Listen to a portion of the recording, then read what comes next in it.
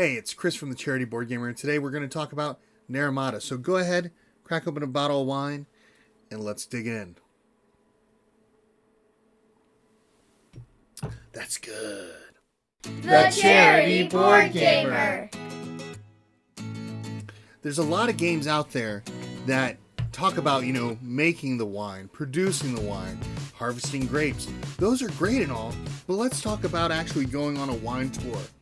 So throughout the game of Naramata, what you're going to be doing is you're going to be one of the people giving the tours. You're going to be taking people through the different wineries all throughout the Naramata bench, and you're going to be taking them to tastings, to pairings, to be able to have a little bit of taste of some different types of cheeses. It's going to be a lot of fun. Is it cheeses? I don't know, but it's an enjoyable game.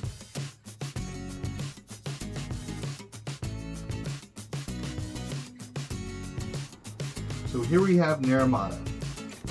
Let's take a look. So throughout the game, you're actually going to be traveling all along and visiting all of these amazing wineries, kind of getting a little taste. You're going to be able to do some shopping, some scenery, some pairings. It's just one of those interesting things because you're also doing it based on a time crunch. You are the one giving the tour, so you have a set time that people are going to be coming and that they need to be done. So you actually, as a player, will be starting at around 11 o'clock. And as you continue going through different tasks, you will get all the way to 5 o'clock. And that'll end the day or a round. You may end before other players. You may be able to do a lot of pairings, while other players may decide to do visiting some scenery, which will take 30 seconds, or maybe they'll be doing a cheese tasting, or possibly a wine tasting, which takes about an hour. Little things play a factor in how it progresses. Wine tastings will take an hour. Photography, or taking pictures of the scenery, 30 minutes. Cheese tasting, 30 minutes. Pairings, 2 hours. As you continue throughout the day, at some point you will go ahead and land at 5 o'clock, ending your day.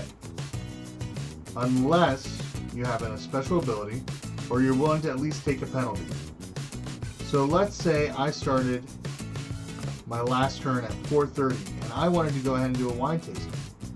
Well, I could do a wine tasting, but I will take a penalty for going past 5 o'clock. On a player's turn, at the beginning of a round, everybody will be given 5 cards. They'll take a look at their 5 cards and they'll try to choose how many tourists they want. So they'll go ahead, they'll take at least one, and they can place it right in front of them. So for example, looking at this group of tourists, their whole goal is to at least go shopping twice for some wine, and then also go for a cheese tasting. So I'm going to go ahead and use those. So the cards are going to go to the next player on my left. Day 1 will go clockwise, day 2 counterclockwise, day 3 clockwise again, and if players decide to do a 4th day, it will go counterclockwise as well. When players can, if they want to, they can go ahead and instead of keeping one of the tourists, they can discard the tourist and collect 3 prestige. Players can have a total of up to 4 cards, and the final card that's given to them will be discarded. But you will not receive any prestige for it. So let's take a look at some of these cards.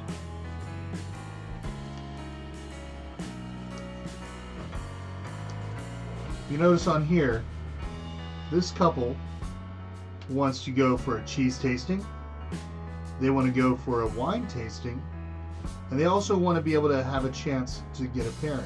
Players each have different abilities. Like this couple right here. No, that's not a Hummer. It's very Hummer-like. But what they can do is instead of following the roads and having to stay on a particular path, they can actually travel and drive across different land. So let's say if I was over on this side as the Hummer, and I wanted to go over to this nice little winery. Well, guess what? I just drive right across and I can go there. Not caring a single thing about what I'm driving over.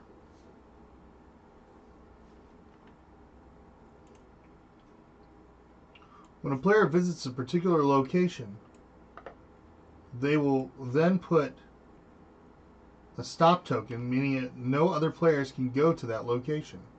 Then they will place their vehicle meeple on top of that spot and do the action. When you go for a cheese tasting, you will go ahead and collect 2 cheese cards.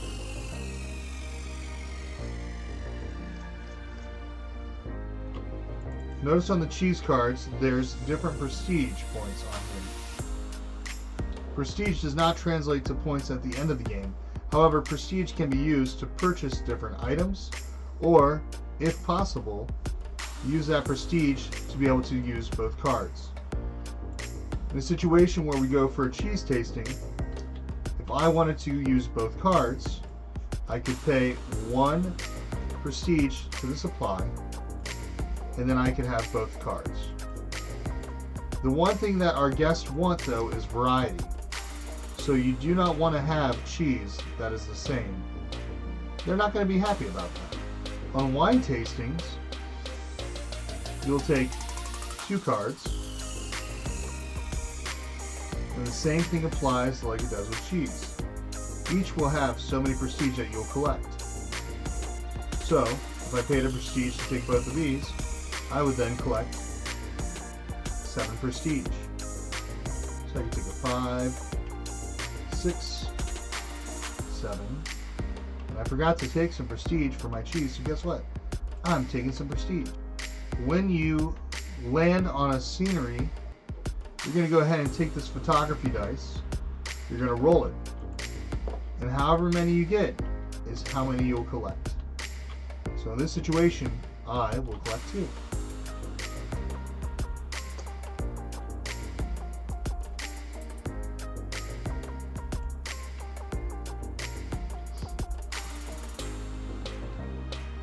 When purchasing, I'll go ahead and I'll take 2 cards. I have a chance of purchasing 1 or both, depending on how much prestige I have. In this situation, I could pay 5 for this one, 3 prestige for this one, and this will automatically translate to points. So I will get 4 points and an additional 6 points, making it for a total of 10. When scoring, I'll take my marker, get out of the way blue and red, and I will move up however many points I collect. So, when I went ahead and purchased, I got 10 points. Your prestige can also be used to upgrade different cards, like these seen here. If I wanted to go ahead and purchase this card right here, I could do so for 8 prestige. Then, if ever I wanted to, on my turn I could use an action token to get an additional 2 views to my scenery dice. If I wanted to get one of these upgrade cards, but I didn't want the one that was right currently in front of me, I could pay a prestige, place it on top, and go to the next card. Then I could pay that cost. However, if I didn't want that as well, I would put another prestige above that, and so on and so forth until I actually paid the price for the card.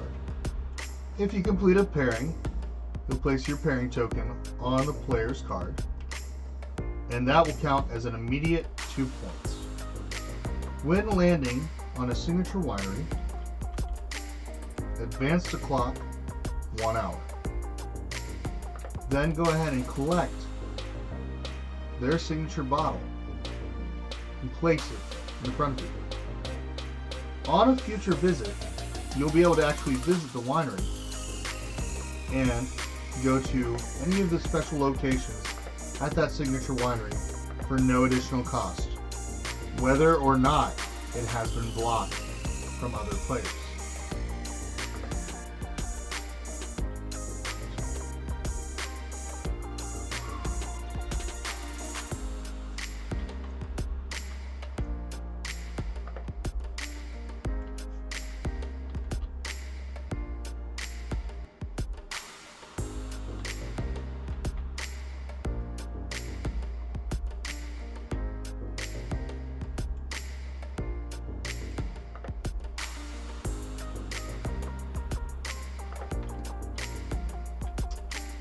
At the end of the day,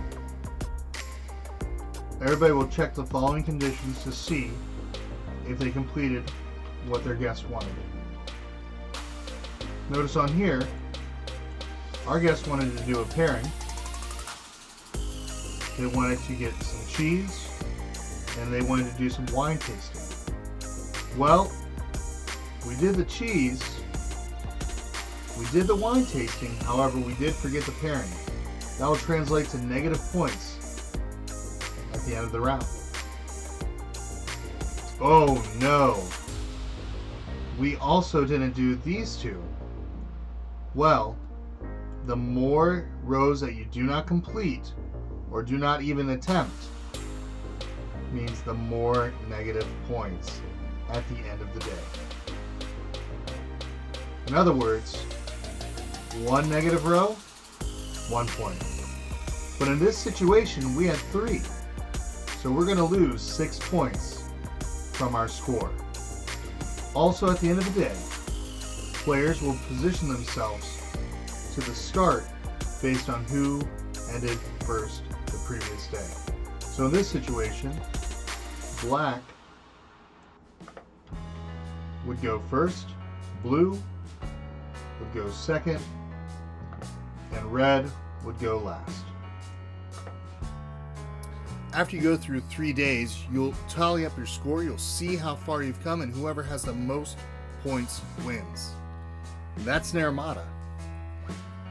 If you are interested in seeing this game become a reality, November 24th, you can back it on Kickstarter. So hop on to Kickstarter, November 24th, make Naramata a reality. Some things that the designer has told me that they're going to be working on is improving some of the artwork for some of the different tourists that you're going to be taking along. It's not all going to be the same image as it was in the Tabletopia file. Also, not all of the designs for the player boards are fully done yet, but that is something that you can help make a reality. So, I enjoyed the game. I know that I had some other guests on. We've played this through once before, and you can find that on BGG, our YouTube, or even our Twitch channel. And I really enjoyed it. Enough that it's willing to at least crack open another bottle of wine and drink and have some fun. So please go ahead, Kickstarter, this 24th of November, back Naramata, make a fun game a reality, and join me, and let's enjoy some wine together.